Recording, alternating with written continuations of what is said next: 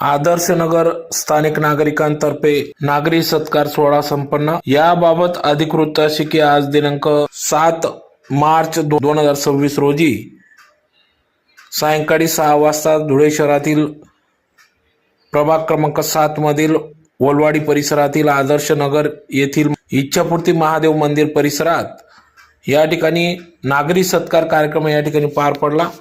तर प्रसंगी या ठिकाणी आदर्श नगर वलवाडी धुळे तर्फे प्रभाग 7 मध्ये महिला दिनाचे औचित्य साधून महापौर, उपमहापौर व नगरसेवक यांचा भव्य नागरी सत्कार सोहळा पार पडला। यावेळेस या ठिकाणी कार्यक्रमाप्रसंगी महापौर मायादेवी परदेशी, महादेव भैया परदेशी, उपमहापौर ज्योत्स्नाताई प्रफुल्ल पाटील, सामाजिक कार्यकर्ते प्रफुल्ल पाटील, नगरसेवक वंदनाताई भांबरे, नगरसेवक रंगदादा ठाकरे, नगरसेवक रुपालीताई पाटील, सामाजिक कार्यकर्ते इंजिनियर जगदीश पाटील, दिव्यांग शिक्षिका उर्मिला मोरे व सामाजिक कार्यकर्ते राहुल बागोल, जयश्री बागोल व स्थानिक नागरिक यांच्या उपस्थितीत या ठिकाणी नवनिर्वाचित महापौर, उपमहापौर, नगरसेवक यांचा नागरी सत्कार सोहळा या ठिकाणी पार पडला।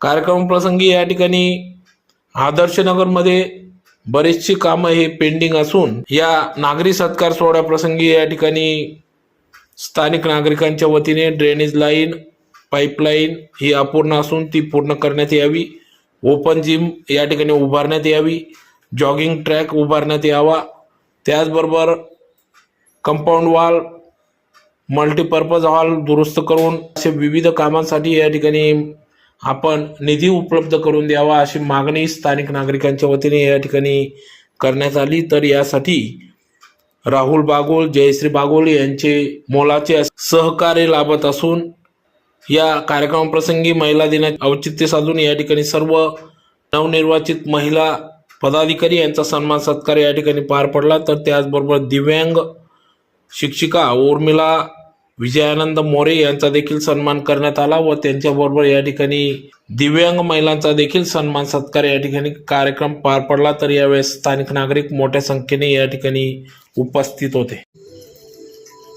मी प्रस्तावले आपल्या सर्व मान्यवर पाहुणे, माननीय सौ मायाताई माधव परदेशी महापौर, मान्य सौ ज्योत्स्नाताई प्रफुल्ल पाटील उपमहापौर, तसेच आपल्या प्रभाग क्रमांक 7चे आदरणीय नगरसेवक, आदर्श नगरचे ज्येष्ठ नागरिक, माता भगिनी आणि माझ्या सर्व बंधू भगिनींनो, मनपूर्वक आपल्या सर्वांचे स्वागत।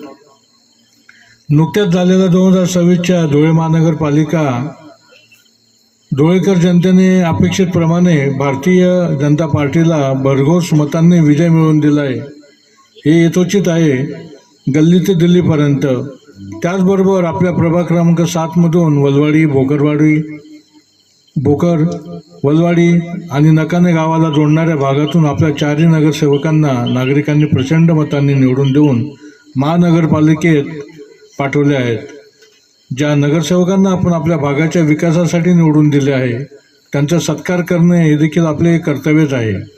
या भावनेतून आज आदर्श नगरच्या वतीने हा नागरी सत्कार कार्यक्रम आयोजित केला आहे आणि यासाठी आपण सर्वजण एकत्र जमलो आहोत। विशेष अभिमानाची गोष्ट म्हणजे आपल्या महानगरपालिकेत भारतीय जनता पार्टी यांचे 50 नगरसेवक निवडून आले आहेत। यासाठी प्रथम टाळ्या सगळ्यांनी, धन्यवाद। त्यापैकी 28 नगरसेविका महिला आहेत, ही विशेष बाब, म्हणजे 60% महिला प्रतिनिधित्व महानगरपालिकेत करत आहेत। यात अजून आनंदाची बाब म्हणजे महापौर आणि उपमहापौर या दोन्ही पदांवरही महिला नेतृत्व आपल्याला मिळालेले आहे। त्यामुळे धुळे नगरपालिकेत खऱ्या अर्थाने महिला राज पाहायला मिळत आहे आणि ज्या ठिकाणी महिला राज आहे त्या ठिकाणी स्वच्छता, समृद्धी, आरोग्य याची पण जोपासना होईलच। ताईसाहेब, मी आपल्याला अशी विनंती करतो, या आदर्श नगर परिवार गेली 25 वर्षापासून आम्ही बघत आहोत। या प्रभागात आम्ही सर्व एकत्र राहतो. म्हणजे गोरगरीब असो, कोणी सुखदुःख असेल तर आम्ही सर्व धावून येतो. एक फोन जरी आला किंवा काही समजलं आम्हाला तरी सर्वजण एकत्र येत असतो आम्ही. या 25 वर्षापूर्वीचा आदर्श नगर आणि आजचा आदर्श नगर यात खूप मोठा फरक पडलेला आहे. कारण आम्ही अगोदर पाऊस आला, काळी माती होती, तर आम्हाला आमच्या सायकली आणि मोटरसायकली या 1 ते 1.5 किलोमीटर लांब ठेवाव्या लागायच्या आणि पायी यावं लागत होतं. पण आज तेवढं 70 ते 80% विकास झालेला आहे. उर्वरित 20 ते 30% बाकी आहे. तो आपल्या प्रेमाने, आशीर्वादाने आणि आपली माया आहेच. आमच्या महादेवांवरती जशी माया तुमची, तशी आमच्या महादेवाच्या आदर्श नगर आहे त्याच्यावरती माया ठेवावी ही विनंती करतो. तसेच आज आपल्याला रस्ते, लाईट, पाणी व्यवस्था अनेक मूलभूत सुविधा मिळाल्या आहेत. त्यासाठी आपल्या लोकप्रतिनिधींचे आम्ही आभारी आहोत. आणि माणसाची अपेक्षा कधीच संपत नाही. घरातील मुलाला आपण 4 हाताने 2 हाताने त्याला देत असतो आपण, तरी तो म्हणतो मला अजून हे पाहिजे, मला ते पाहिजे. तसं आमच्या काही मागण्या आहेत त्या, ड्रेनेज लाईन अपूर्ण आहे, पाईपलाईन अपूर्ण आहे, रस्ते, ओपन स्पेस विकास करणे, त्याला कंपाऊंड करायचं आहे म्हणजे आम्हाला झाडं पण लावता येतील. जॉगिंग ट्रॅक आवश्यक आहे, ओपन जिम आणि मल्टीपर्पज हॉल जो आमचा आहे समोर 20x35चा, तर त्याला विकास करायचा आहे आम्हाला. त्याच्यासाठी पण काहीतरी मदत करावी आपण, ही आमची मागणी राहील तुमच्याकडे. तसेच आमची आदर्श नगरची खासियत म्हणजे एकोपा आणि एकत्र येण्याची परंपरा. इथे प्रत्येक सण, आता परवा दिवशी होळी झाली तर रंगपंचमीला आम्ही सर्व महिला आणि पुरुष सर्व एकत्र येतो. बहीण भावंडाप्रमाणे आम्ही सगळं व्यवस्थित जोपासतो आणि आमच्याकडे भानगडी होत नाही, मस्त्या होत नाही, सगळे एकोपा येतो आणि काही समस्या असेल तर सर्व एकत्र येऊन तो सोडवत असतो. तसेच या ठिकाणी प्रत्येक सामाजिक कार्यक्रम आम्ही सर्व मिळून साजरा करतो, केलेले आहे आणि करत राहू.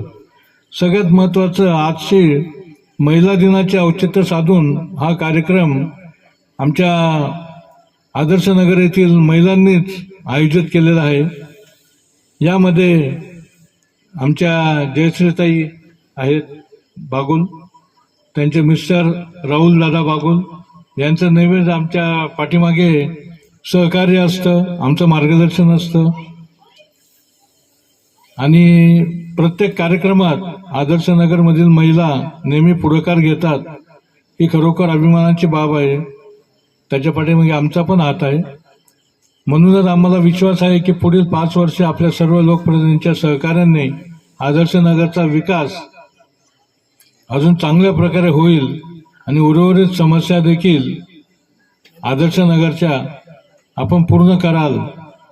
जसे सौ मायाताई महादेव परदेशी यांच्या आमच्या आदर्श नगरवर नेहमीच माया राहू द्यावी व ज्योत्सनाताईंनी देखील ज्योत से ज्योत जगाते चलो, प्यार से प्यार बढ़ाते चलो या उक्तीप्रमाणे आमच्या कार्याची ज्योत तेवत राहू द्या आणि आमच्या ज्या समस्या आहेत त्यांच्याकडे लक्ष द्या.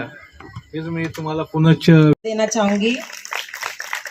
और जो आदर्श नगरी में यहाँ पर जो प्रोग्राम रखा है, प्रोग्राम यानी ऐसा रखा है आप लोगों ने कि हम लोगों के सत्कार का, सम्मानीय स्टेज और यहाँ पर उपस्थित मेरे भाइयों और बहनों, मैं भी आपका ज़्यादा समय नहीं लेना चाहूँगी क्योंकि आगे भी जाना है प्रोग्राम में.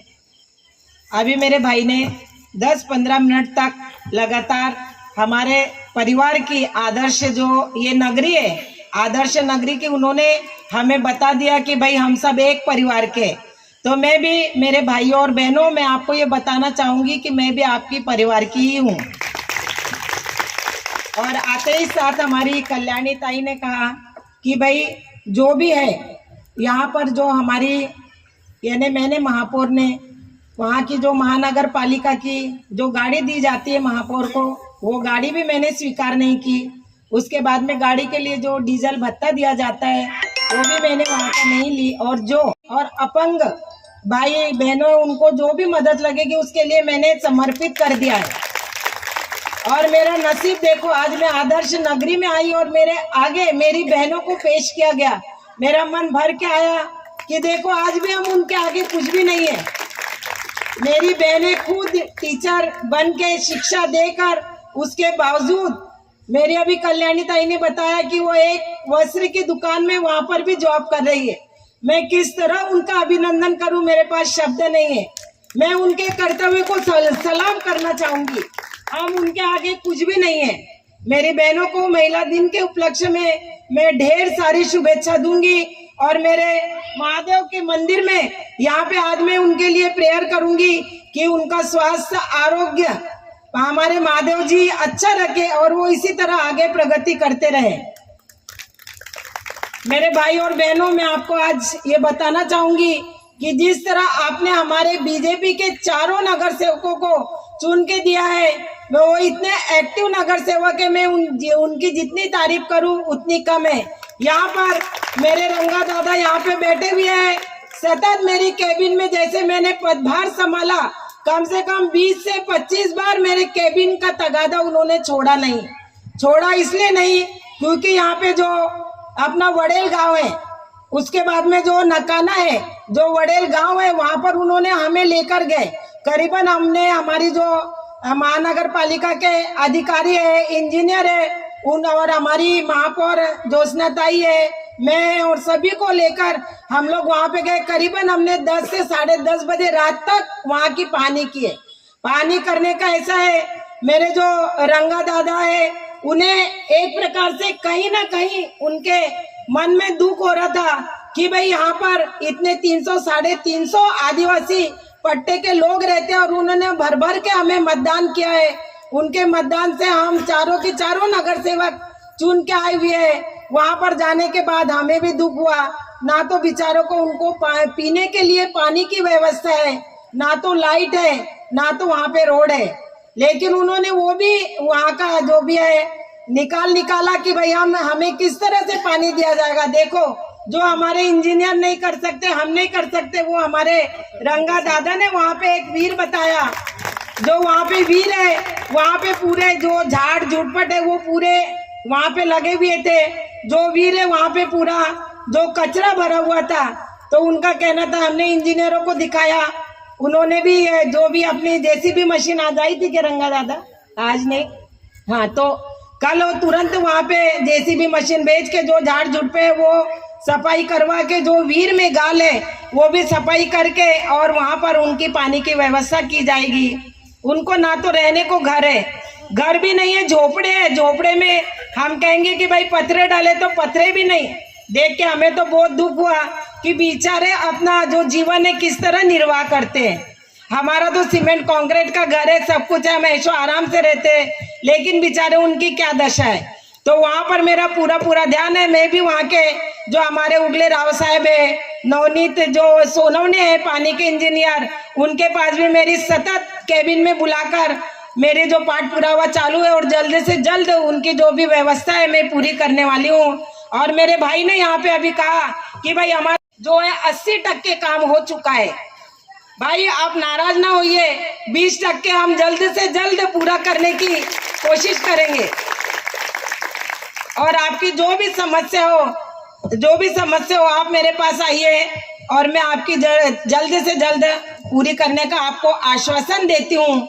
और जो हमारे धर्म योद्धा अनूप भैया आमदार, उनको भी आपने बहुत मतों से चुन के दिया है। हमारे धर्म योद्धा अनूप भैया ऐसे, उनके पास हम निधि के भी लिए जाएंगे, एक शब्द बोलेंगे हमें ये करना है, भैया हाँ ही निकलता है। हमें आज हिंदू आमदार ऐसे मिले हैं कि मैं ग्वाही देती हूँ कि 20-25 साल उनको कोई उनकी जगह से हटा नहीं सकता। आप लोग भी हमारे ही है, वो भी बहुत एक्टिव है, हम उनसे भी निधि खींच के लाएंगे।